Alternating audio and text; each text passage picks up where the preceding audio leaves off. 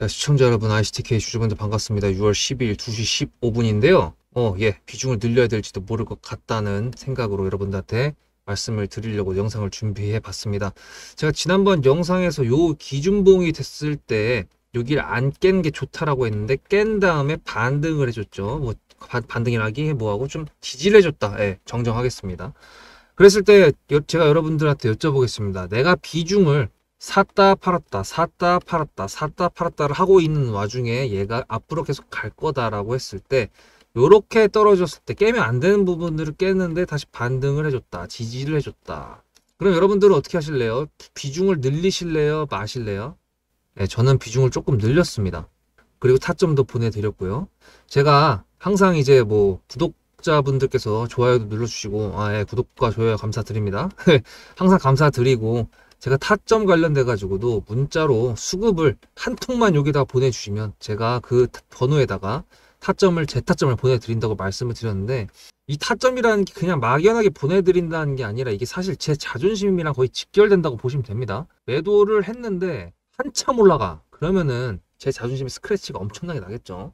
여러분들께서도 좀 눈썹 위에서 최소 팔아준다고 했는데, 타점을 그때 보내준다고 했는데, 알고 보니까 눈썹이 아니라, 이마가 이만해. 그러면은 안 되잖아요. 그래서 그런 부분 때문에 제가 타점 부분을 정말 항상 신경 쓰고 있다. 이때도 보내드렸었는데, 어쨌든 오늘 살짝 갭이 떴던 이유는 딱 한 가지밖에 없습니다. 물론 이게 지금 비중 늘려야 되는 이유랑은 상관은 없는데요. 보신 분들은 아셨겠지만 이제 젠슨항이 양자 컴퓨팅 변곡점 다다르고 있다라고 해가지고 새벽에 뉴스가 나왔거든요. 이 사람이 어떤 사람이죠? 엔비디아 대표긴 한데요. 올해 CES라는 데서 나와가지고 양자 컴퓨터 20년 걸릴 것 같은데 뭔 소리냐? 양자 컴퓨터 걔네 상장사였어? 라고 해가지고 양자 컴퓨터를 박살냈던 사람이 한 명이죠. 그리고 그 다음에 마이크로소프트 빌 게이츠부터 시작해가지고 구글의 대표까지 뭐 5년 걸린다, 10년 이내다, 여러 가지 얘기들이 나오면서 6개월 만에 말을 바꾸고 있는 상황입니다.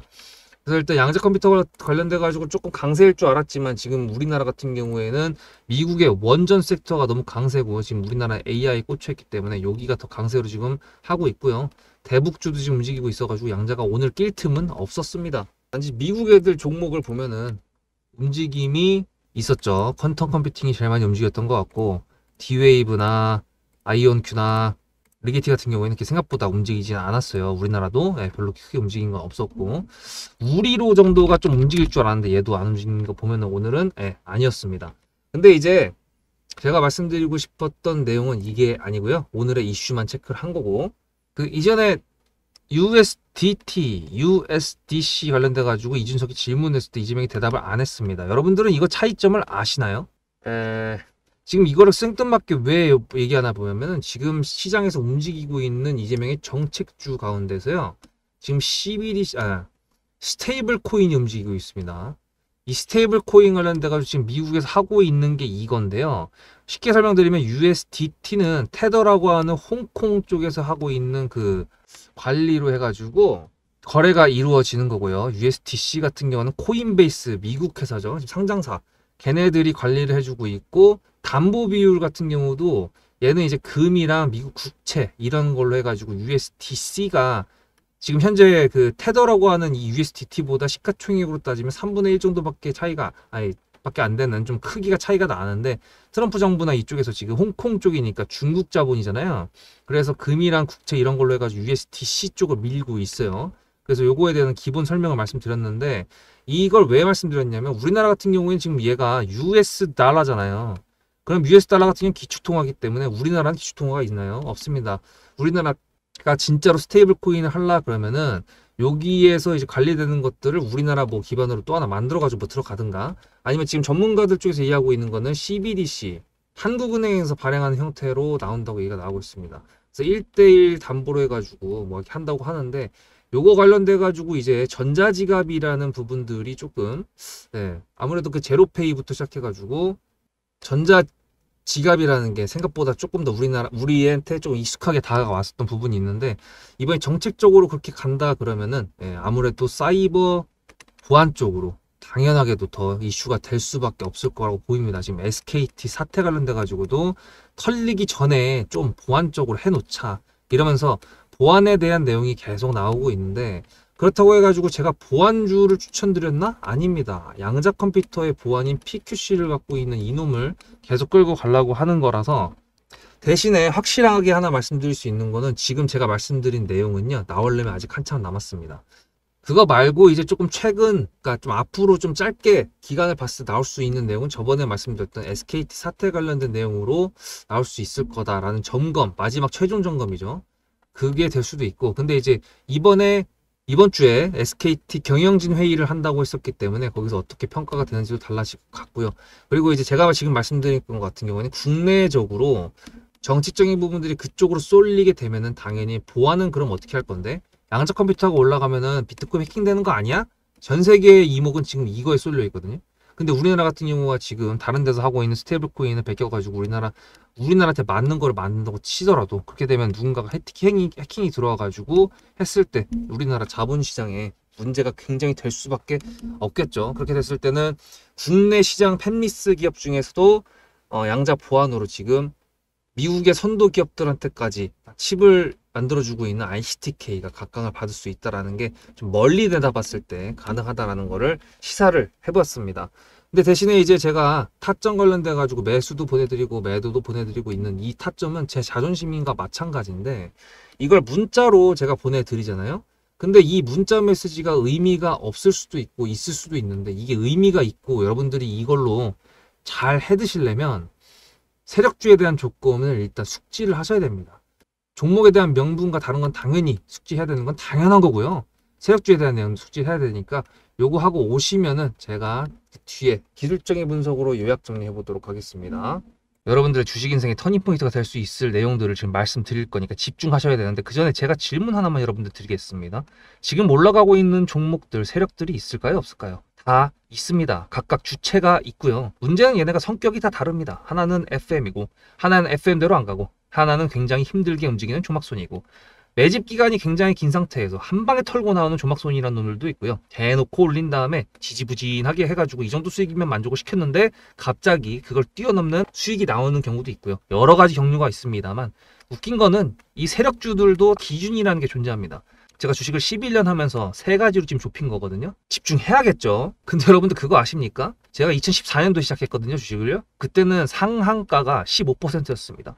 2015년 6월 15일 날 30%라는 상한선이 바뀐 다음에 VI라는 게 생겼거든요. 그거 모르셨죠? 근데 제가 주식은 11년 했는데 유튜브 시작한 거는 지금 보시면 3월 24일 두 달이 이제 조금 넘었습니다. 근데 여기 밑에 보이시는 이 수익률들 뭘까요? 구독자님들과 같이 매매했던 종목들의 수익률입니다. 다 적지도 못했어요. 등등이라고 적었잖아. 이 수익의 모든 내용들은 영상에 다 녹아 있습니다. 하지만 그걸 다 보여드릴 수가 없으니까 일단 기준부터 설명드리도록 하면서 그때그때 맞춰서 보여드릴게요. 그 전에 일단 제 기법에 대해서 먼저 말씀드릴 텐데 저는 기법이 7년 차부터 딱 정해진 게 있습니다. 매물대, 지금 여기 보이는 선들이 다 매물대고요. 현재가가 여기 있는데 매물대가 밑에 있다 뭡니까? 지지고요. 현재가가 여기 있는데 매물대가 위에 있다 뭡니까? 저항입니다. 지지와 저항 이게 굉장히 중요하다고 말씀드리고요.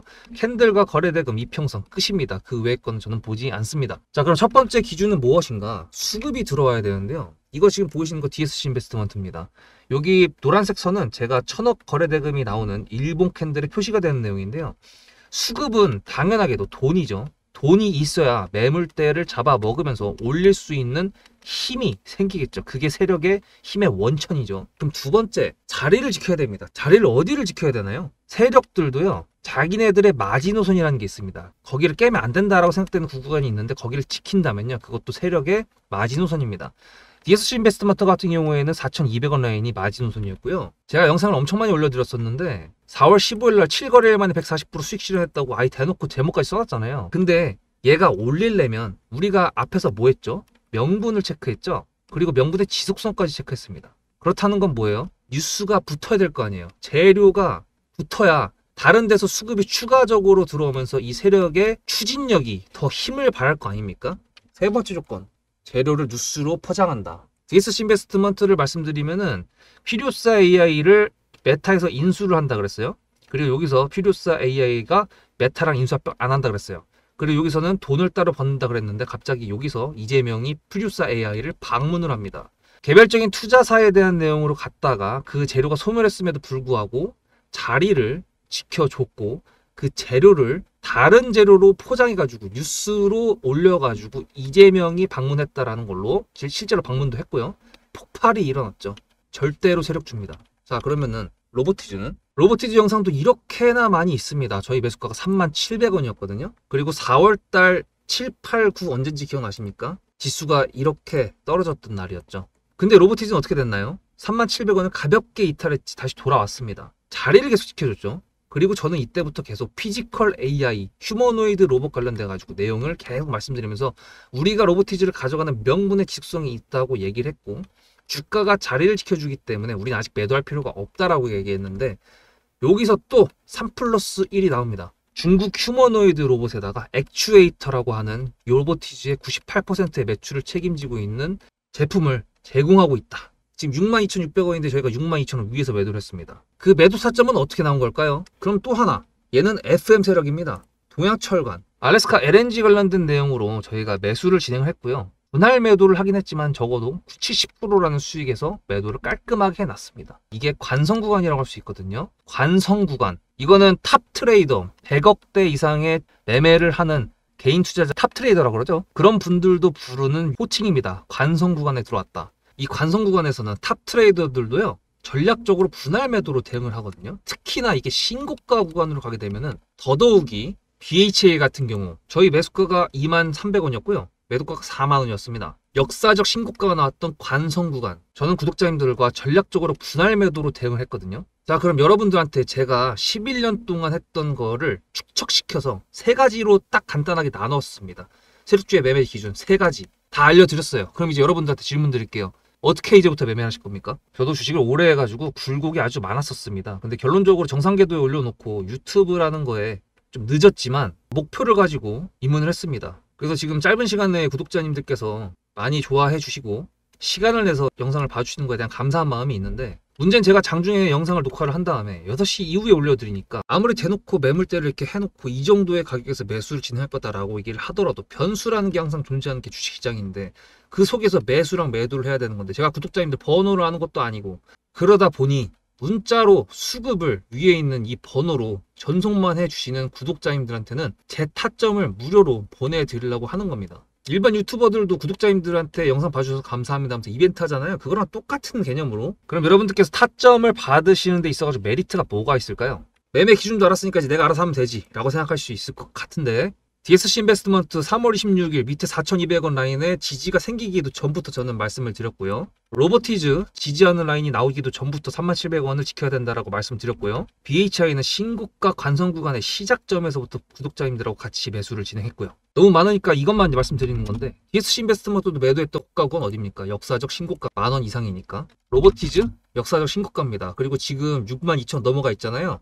영상 찾아보시면 아시겠지만 제가 단타 비중으로 여기서 또 매수를 했습니다. 지금 매도 안 했고요. 또 수익권이에요. BHI 40,000원 여기 꼭다구입니다. 새로운 신고가에서 매도를 했는데 지금 또 여기서 추가하면서 또 했거든요. 그럼 혹시 이것만으로도 부족하신가요? 메리트가? 그러면 저랑 비교를 한번 해보실게요. 저는 아침 6시에 일어나서 자기 전까지 뉴스를 봅니다. 최소 500개 이상 보는 것 같아요. 장 시작한 9시부터 3시 반까지 전업 투자했던 것처럼 똑같이 모니터링하고 있습니다. 여러분들 가능하십니까? 요즘에 많은 것들이 나오고 있죠. AI 분석기, 판독기, 신호 검색기, 매수 매도 신호 검색기. 저는 하나도 믿지 않습니다. 정형화된 대로 움직이지 않는 게 세력주고요. 일봉이 똑같아 보인다고 하더라도 그 속의 분봉은 다 다릅니다. 그만큼 대응을 해야 되는 게 주식시장이고요. 아무리 이걸 다 알아봤자 재료가 어떤 게 붙어서 어떤 뉴스로 나오는지에 따라서 수급도 달라지고 어떤 자리에서 뉴스가 붙었는지에 따라서 돌파 자리도 달라집니다.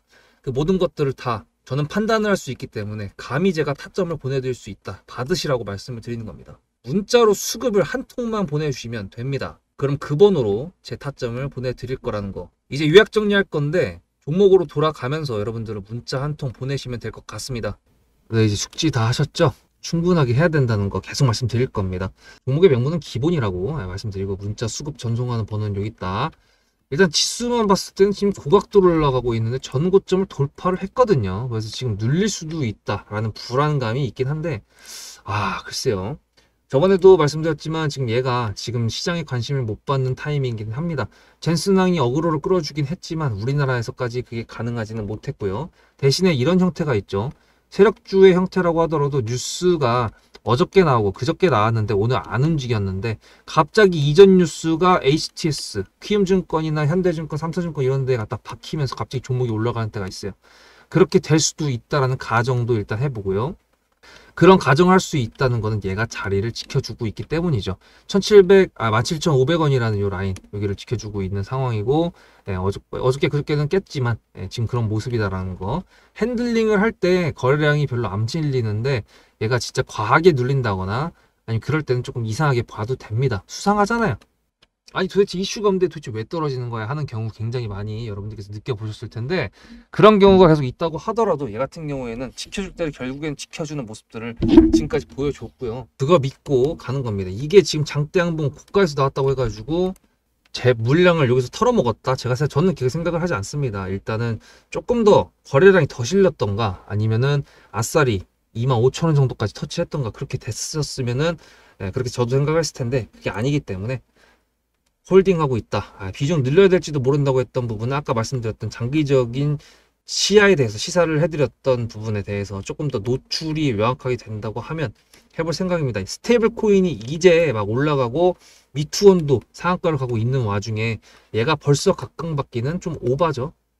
그래서 기본적인 명분과 명분의 지속성에 지금 현재 전 세계에서 양자 관련돼 가지고 다시 젠슨항이 촛불을 하나 켜줬으니까 그 촛불이 이제 화롯대가 되고 불기둥이 될 수 있기를 기다려 보면서요.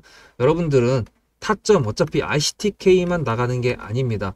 문자를 한 통 보내시면은 다른 종목들까지도 보내드릴 수 있는데 단타 종목들까지도 나가니까 이런 거 잘 기억하시면 좋을 것 같습니다. 구독, 좋아요 감사드리고요. 문자로 수급을 전송할 번호는 010-7666-8354입니다. 수급대장이었습니다.